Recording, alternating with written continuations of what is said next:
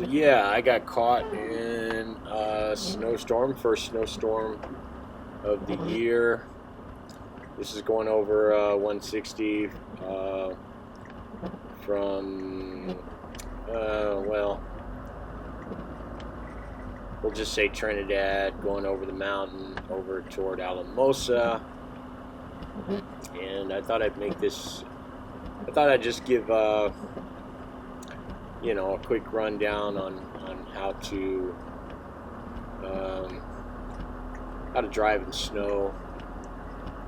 And one of the things you want to do, and this was kind of scary because I'm on a hill, and it's getting pretty cold, so it's starting to ice over. Snow plows haven't come through on this side, and traction was really bad. So stopping on a hill, that means it's going to be very difficult to get going again. So you've got to click your traction control and get both drive axles going, so that you have, it's kind of like four-wheel drive. You'll have a lot more traction. Now, even with both axles going, I got stuck here. You can see that I had a hard time getting going, and what I did was just not give it too much gas, and just slowly dig back down to the blacktop and get a little traction going. Maybe even if you'll see in one spot where I lost traction again, and it was kind of like a rocking back and forth a little bit, because what you're doing is you're spinning out, and the trick is to not, like I said, not give it too much gas so that you don't spin out too much and start getting your truck going sideways. You want to keep it in place, so just enough gas to spin your wheels and dig yourself in until you do get traction. And if you go back and forth a little bit, you'll get a little bit of a runway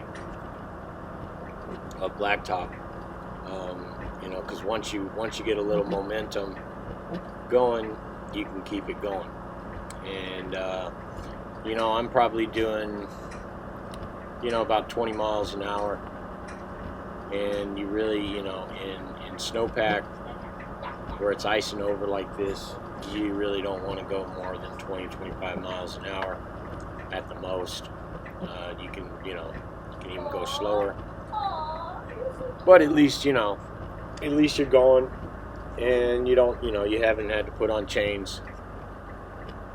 Personally, I like to avoid chains unless I get really stuck and I have to throw on chains. In this scenario, I know that the roads are going to clear up about 20-30 miles down the pass, and it's just not worth throwing on the chains.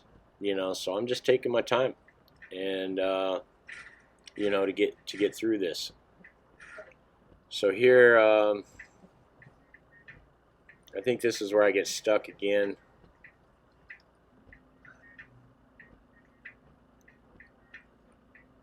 And you can see, I've lost traction. And,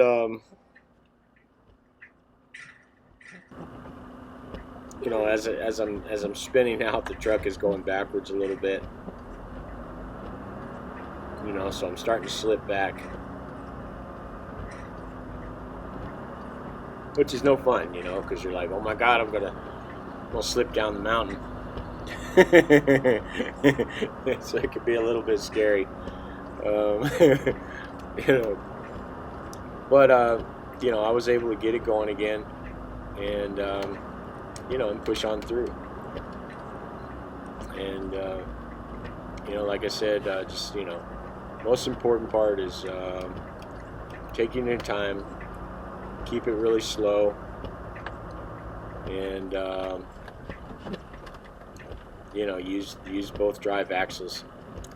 I'll show you a picture of what the button looks like. Make sure that you're in a stopped position, and you know, before engaging your axle button.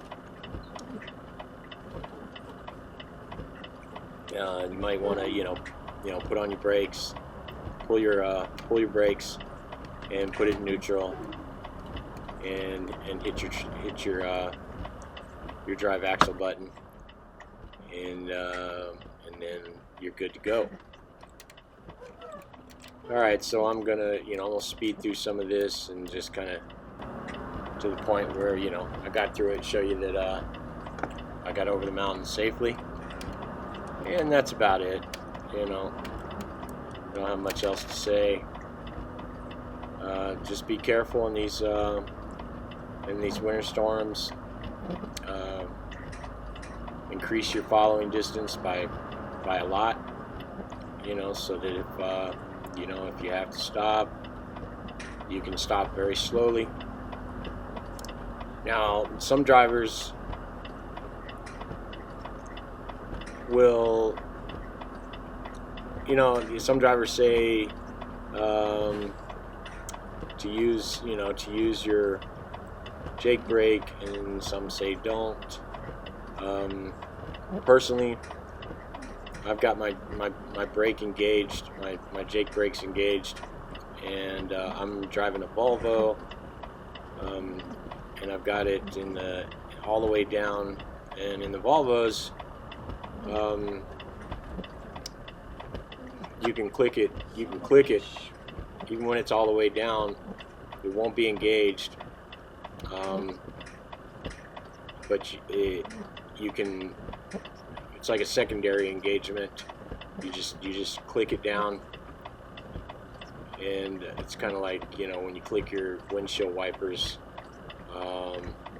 just to go once. Same thing on the Volvos. You just click it down once, it engages.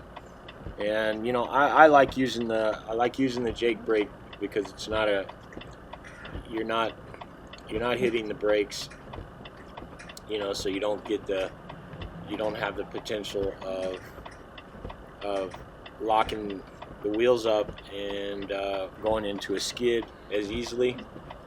The Jake brakes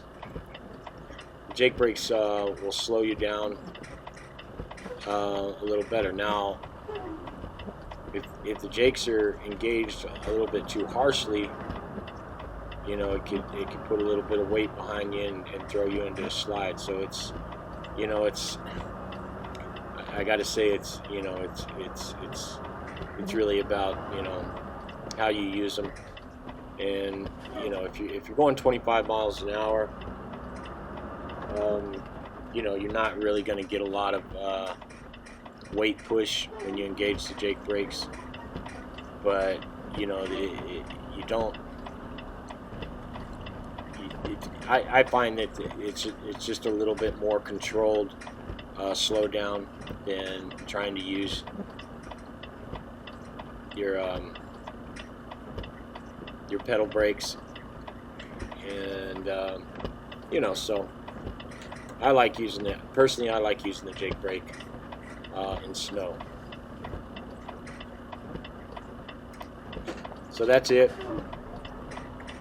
It's up to you. You know, if you feel like you have more control on the pedal, then you know, don't use the Jake brake. But you know, every driver's got their own way of doing it. Like I said, some drivers say not to use the Jake brake. Some drivers say use the Jake brake.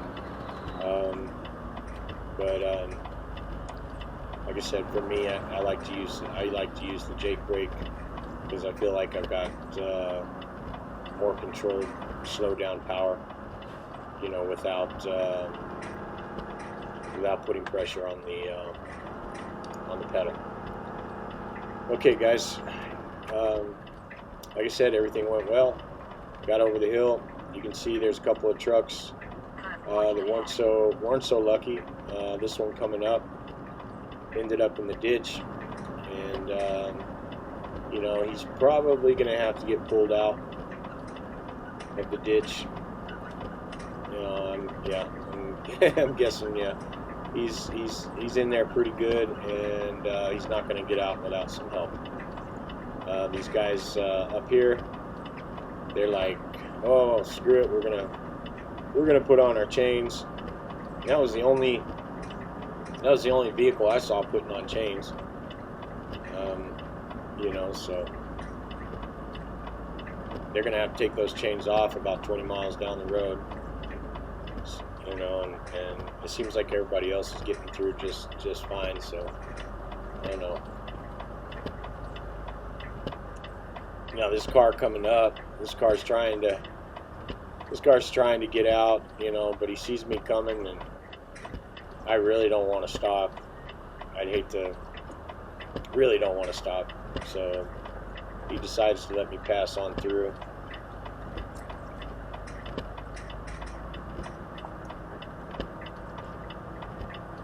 And you can see the other side of the road has been plowed. So everybody coming through on that other side definitely much better off.